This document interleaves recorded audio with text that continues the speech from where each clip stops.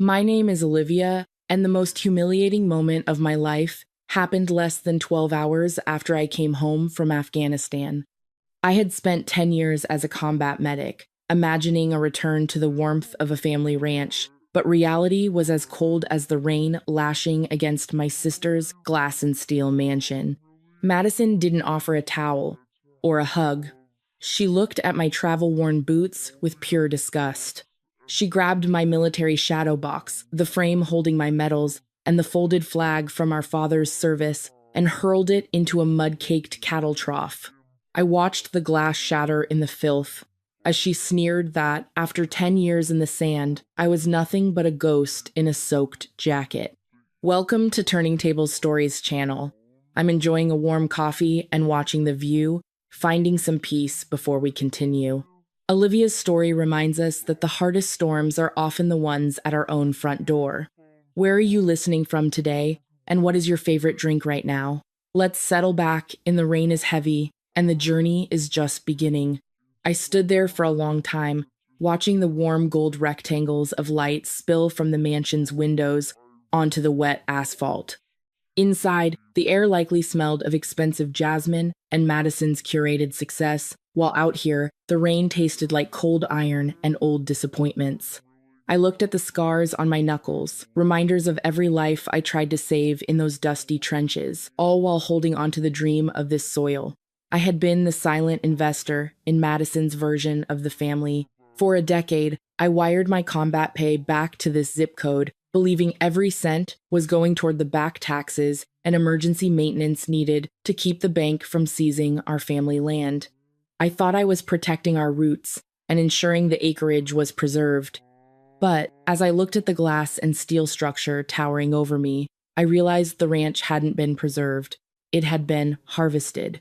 Madison had sold the land while I was dodging mortars, using my absence to build this monument to her own ego. To her, my sacrifice wasn't a gift, it was a capital injection. This is the trap of normalized cruelty. When you are the reliable one who always delivers, the people around you stop seeing your effort as a choice. They begin to view it as a baseline, a debt you owe for the privilege of belonging to them. Madison didn't see a sister returning from war. She saw a ghost who might ask for its share of the inheritance back.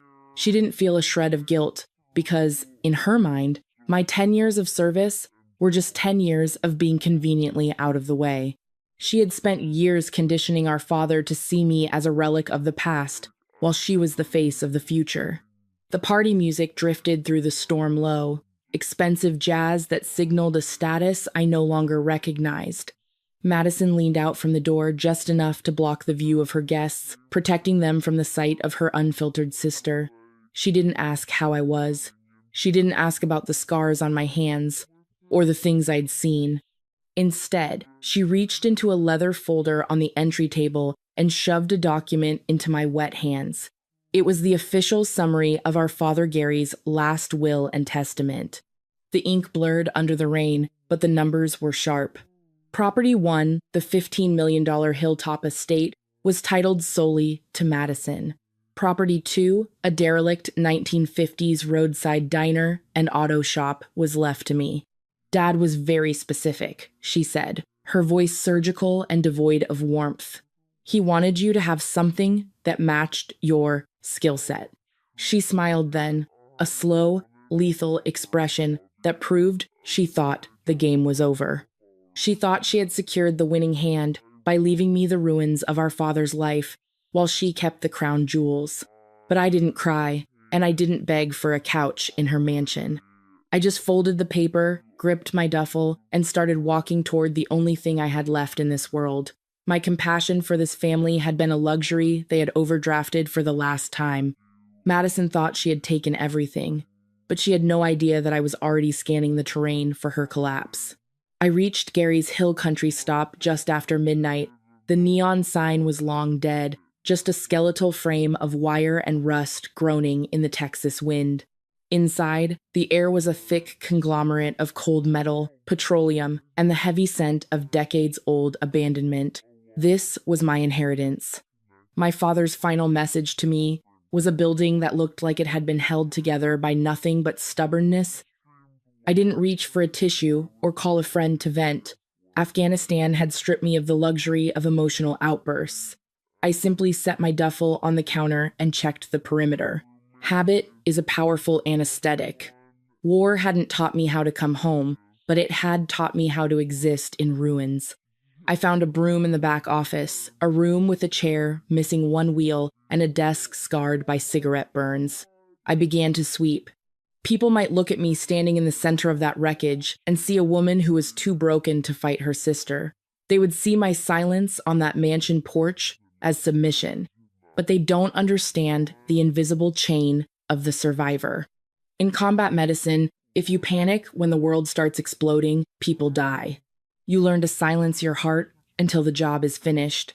You build a vault in your mind where you store the fear and the anger, locking it away so your hands stay steady. This silence wasn't weakness, it was an assessment. I was looking for the weak points in Madison's fortress. This is the invisible chain. It binds you to a state of constant readiness, a perpetual wait for the next strike. I had survived 10 years of deployments, only to realize my final battlefield was a roadside diner in the hill country. My endurance was a strategic asset, a capacity to absorb Madison's toxicity without letting it contaminate my logic. I scrubbed the grease from the counter with a rhythmic precision. I emptied expired motor oil bottles and cleared a rack of windshield wipers that were as obsolete as my sister's sense of loyalty. Every movement was a reclamation of my own territory. By the time the first gray light of dawn touched the cracked windows, I wasn't just Olivia. I was a combatant who had secured her base of operations. The dust was gone, replaced by a cold, sharp clarity. Madison thought she had buried me here. She didn't realize that in my world, we do our best work from the trenches. This wasn't a breakdown, it was a balance sheet. I was just waiting for the right moment to open the books. I shifted my focus to the back storage room. It was a space of heavy shadows and the lingering scent of petroleum. I began moving crates and drums, clearing away the history of neglect, one item at a time. That's when I noticed the floor. A rectangular section of wood sat flush against the concrete, the dust around its edges disturbed by a precision that didn't match the rest of the ruin. I found the recessed handle and pulled. The hinges gave a metallic groan that echoed through the empty diner. A rush of cooler, drier air rose to meet me. I descended narrow stairs into the dark. My flashlight beam cut through the air, revealing a vault of intention. This wasn't just a storage basement, it was a climate-controlled archive. Metal shelves lined the walls, filled with binders and equipment cases organized with a precision that made my throat tighten instantly. At the center of the shelf sat a fireproof lockbox. My name was written across the lid in my father's controlled, technical script, Olivia. I opened it with steady fingers. Inside was a letter. Olivia, if you are reading this, you did exactly what I believed you would do, the note began. You came back to the place everyone else would walk away from. I owe you the honesty I did not give you while I was alive. The shop was never a punishment. It was a test of character. I knew only one of my daughters could pass. I lowered the paper slowly. My father hadn't left me ruins. He had left me a position. Beneath the letter were files that changed the gravity of my entire reality, technical manuals, engineering diagrams, and at the bottom, a heavy folder marked Aquifer Rights. I scanned the documents and felt the adrenaline of the battlefield return. I realized my father hadn't just been a simple rancher. He had been a civilian contractor with high-level clearance, a man who understood complex systems and their vulnerabilities. He had spent years securing the legal ownership and the primary access node to the massive regional aquifer, the literal water source for every luxury property in this corner of the hill country. I did the math in my head. Madison's hilltop mansion and her $15 million luxury development project required a massive, constant supply of water to maintain their value. Without my signature on the easement rights and the access node, her glass and steel dream was nothing more than a dry, hollow husk. Legally, she couldn't break ground on a single new unit without my permission. My father had left her the crown, but he had given me the keys to the kingdom. I sat there in the silence of the vault, surrounded by the proof of my father's foresight. Madison had mocked me for my grease-stained jeans and my travel-worn boots. She had called me a loser for chasing meaning in a desert sandbox. But while she was busy performing success for an audience of donors, I was learning the discipline required to hold the high ground. This wasn't revenge. It was accounting. Madison was standing on $15 million of debt and high-interest leverage, and I was holding the tap. I closed the box and locked the hatch. The storm outside had finally stopped, but for my sister, the pressure was only beginning to rise. Madison arrived 1 week later, the tires of her $150,000 SUV crunching over the gravel like a predator approaching a carcass. She stepped out, her designer sunglasses reflecting the rusted neon sign as if she were inspecting a hazardous waste site. She looked at me standing there in grease-stained jeans with a wrench in my hand, and her lips curled into that slow, patronizing smile I had seen 1,000 times. I have to admit, Olivia, this survival experiment of yours is truly tragic, she said, her voice dripping with artificial sympathy. She didn't wait for an answer. She reached into her leather clutch and pulled out a check. $7,500, she announced, holding it out between two manicured fingers. It's more than this fossil is worth. Sign this waiver surrendering your rights to the land, and you can finally go back to whatever desert you missed so much. I'm doing you a favor. I looked at the piece of paper, $7,500. It was a mathematical insult, a fraction of the combat pay I had sent her over the last decade. I didn't remind her that my blood and sweat had built the very walls she was leaning against while she was busy harvesting our father's legacy. I didn't touch her pen. I simply took the check, not as a settlement, but as a recorded admission of her greed. It was the only receipt I needed for the legal storm I was about to unleash. I just took the check silently. Madison took my silence for submission, laughing softly as she turned back to her car. Good. At least you're finally being realistic, she called out. But as I watched her drive away, I wasn't feeling defeated. I was observing. This is the illusory power of an empty wallet.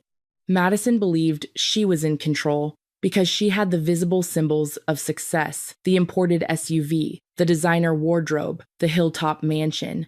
She mistook her visibility for stability. To her, wealth was a performance, a curated image designed to keep the world from looking too closely at the foundation. She didn't realize that her position was just a lease, a subscription to a lifestyle she was footing with debt. She had built her entire identity on the trappings of power, but the wallet inside that leather clutch was functionally empty. The following morning, I wasn't at the diner. I was in a glass-walled office in downtown Austin, sitting across from Elias Reed, a probate attorney with a reputation for surgical precision. Beside him was Margaret Klein, a forensic accountant who spoke only in the language of cold, hard facts. I didn't bring emotions to the table. I brought the trust documents I had retrieved from the vault. Margaret flipped through the disclosures tied to the Hilltop Development Project. The numbers that returned painted the picture my father had clearly anticipated. Your sister isn't wealthy, Olivia. She's floating, Margaret said, tapping a highlighted section on her tablet. Madison's luxury lifestyle was a house of cards, financed by $15 million in high-interest debt and aggressive credit lines. Her entire development project was leveraged to the maximum valuation. Elias Reed leaned forward, his expression neutral. There is more. The $15 million project is legally dead in the water without your signature. He slid a map across the desk. Gary Miller didn't just leave you a derelict diner. He left you the primary access node to the regional aquifer. Madison has already pre-sold $3 million in luxury contracts for a development that has no legal right to its own water source. The realization hit me with the weight of a physical force. Madison hadn't just been greedy. She had been criminal. Exploiting her position as the interim trustee, she had committed a flagrant breach of fiduciary duty. She had siphoned $2,500,000 from the protected land fund our father had set aside for my veteran clinic, using it as a private slush fund to keep her own creditors at bay. She thought she was the predator, but she had been standing on ground that I now officially owned.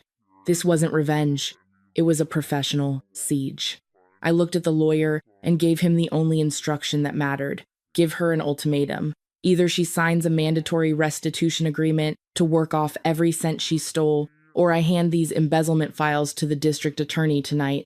Inside, my mind was as calm as a balance sheet. The illusion of my sister's power was about to evaporate. The hilltop estate shimmered like a stage dream, a fortress of glass and steel, reflecting the curated generosity of Madison's annual winter charity auction. Valet attendants moved with rehearsed politeness, and luxury sedans lined the curved drive as soft jazz drifted through the heated air. I stepped out of the car in a tailored black suit, simple, precise, and devoid of theatrics. I could feel the shift in the room the moment I entered. Eyes lingered on me, but they didn't offer recognition. They offered assessment. Presence is a language, and mine no longer translated as the discarded sister from the storm. Inside, the atmosphere was thick with the scent of lilies and the quiet hum of effortless wealth. Madison stood near the grand staircase, wearing her confidence like armor, laughing with a cluster of high-profile donors. She looked radiant, controlled, and perfectly calibrated. When she finally noticed me, her expression froze for a fraction of a second before her mask of professional grace slid back into place. She walked toward me, her heels silent against the marble floor. "Well, this is unexpected," she said softly, her smile tight and dangerous. "You clean up nicely, Olivia, but I didn't invite you." I met her gaze without a flicker of anger. "The Foundation invited me," I replied calmly. "I'm here to observe." The program began shortly after. Madison ascended the small platform with the poise of someone who believed she had already won the war. "Success," she began, her voice warm with practiced sincerity, "is never a solo journey. It is about building a legacy that sustains a community." I watched from the back of the room, silent and waiting. Revenge, when executed with professional discipline, is not an interruption. It is an inevitability. Elias Reed didn't cause a scene. He moved with the quiet authority of legal procedure, handing Madison a court-ordered injunction as she stood at the podium. Behind him, a representative from the bank stepped to the microphone, not to accuse, but to formally announce that all project assets were now subject to an immediate court-ordered freeze. 2 court officers entered behind him, carrying the documentation that would dismantle her reality. Elias addressed the crowd with detached precision. "There are pending probate proceedings involving withheld estate records and the unauthorized misappropriation of $2,500,000 from a designated land fund." The room shifted instantly. Interest sharpened. The social oxygen began to evaporate as the bank representative spoke next, announcing that the transfer or liquidation of all assets was now restricted, pending court determination. Madison's face drained of color as she stepped down from the platform, her voice trembling with fury. "This is insane. You're destroying my life," she hissed at me. I held her gaze, unflinching. "I'm exposing a structure that was already collapsing," I said. "You locked your sister out in a storm. You manipulated a dying man's final days. You took care of your image, Madison, but you neglected the truth." I stood there and thought about the world without my father's foresight.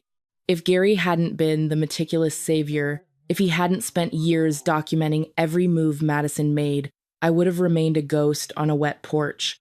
This world without his intervention would have seen Madison succeed in her theft, leaving me to be her permanent cash cow, an invisible burden providing for her luxury while she mocked my service.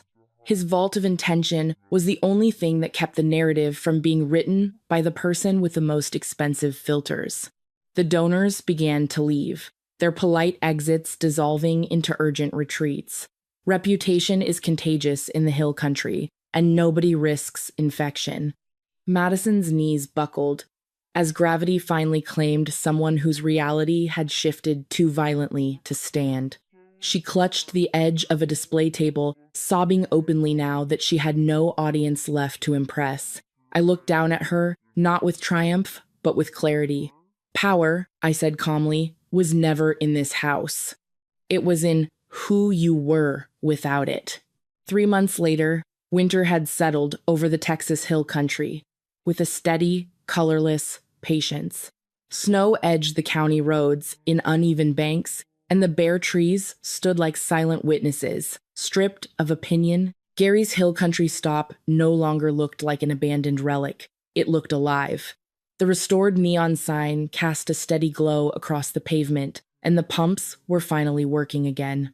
Inside, the air no longer smelled of petroleum and abandonment. It smelled of fresh coffee and purpose. I had used a portion of the $15 million trust my father structured so carefully to establish the Miller Transition Fund. We weren't building monuments to ego. We were building stability for returning veterans.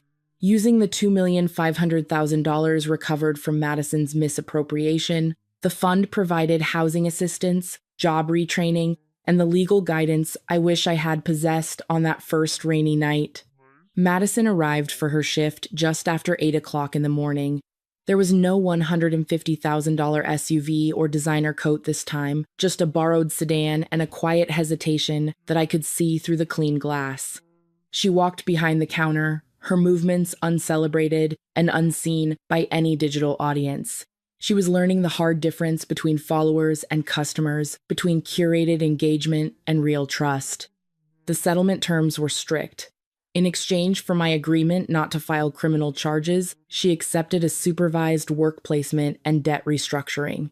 It wasn't about mercy. It was about the structure she had never been forced to build for herself. One evening, as we sat outside the station after closing, the sky stretched clear and deep above us, stars scattered with an indifference I found strangely comforting. Madison broke the silence first, her voice raw and unpolished. "I used to think winning meant being envied," she whispered, her eyes following a distant set of headlights. I didn't realize how empty that was. I didn't destroy her. The foundation she had built on cruelty and entitlement had simply crumbled once the truth was introduced to the balance sheet. I've come to realize that appearance is one of the most expensive addictions in this world. We spend so much energy polishing the filters and lighting the stage, hoping the world won't notice the rot in the structure underneath. But real power isn't in the mansion you inherit or the status you perform. It's in the quiet resilience you build when everyone turns their back on you. If you find yourself in a similar situation, remember that sometimes the best revenge isn't the destruction of others. It's becoming everything they said you couldn't be, and watching them realize what they lost while you were busy building something beautiful from the ashes. Forgiveness isn't always for the other person. Sometimes it's the only way to set yourself free from the expectations of a family that only valued you when you were useful. Setting a boundary with toxic people, even when they share your blood, is not an act of cruelty. It is a personal revolution. It is the quiet kind of revolution that happens when you stop asking for permission to exist fully and start granting it to yourself. My father left me a ruined diner, but in that ruin, he gave me a choice: become bitter or become deliberate. I chose to be the sower. If this story reminded you that your worth isn't determined by those who refuse to see your light, take a moment to reflect and share your own journey. If you'd like to hear more stories about resilience, truth, and the quiet forms of strength we rarely talk about, please subscribe to the channel today, because the most important battles always happen after the rain has stopped. You are not alone, and your story matters.